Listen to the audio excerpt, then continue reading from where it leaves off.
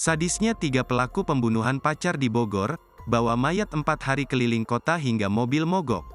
Polda Jawa Barat berhasil mengungkap kasus penemuan mayat wanita yang tertutup selimut di wilayah Kota Banjar pada Minggu, tanggal 25 Februari tahun 2024. Wanita yang diketahui berinisial IDES itu menjadi korban pembunuhan oleh 3 orang pelaku yakni D, R, dan DP yang mana keempatnya merupakan warga Jakarta.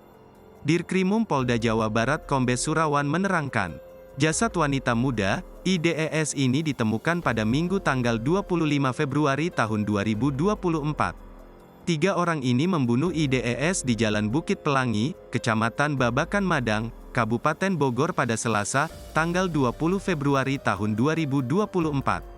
Setelah tak bernyawa, 3 tersangka membawa jenazah korban ke sejumlah daerah. Setelah dibunuh, jenazah dibawa ke Jakarta, Cirebon, Kuningan sampai dengan dibuang di wilayah Kabupaten Banjar, katanya. Selama perjalanan, jasad IDES didudukan di jok belakang dengan kondisi wajah tertutup masker.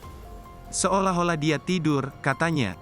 Bahkan ketika mobil Avanza putih yang dikendarai ini mogok dan diangkut menggunakan towing, jenazah masih ada di bagian belakang. Sebelum membuang jasad Indriana Dewi di Banjar, mereka merampas barang mewah milik korban. 2 barang mewah yang biasanya dibanderol ratusan juta justru dijual tersangka hanya 54 juta rupiah. Walau mengenakan barang mewah, namun menurut Surawan korban bukan berasal dari keluarga yang mentereng. Indriana Dewi menurut Kombes Surawan bekerja sebagai broker bersama tersangka.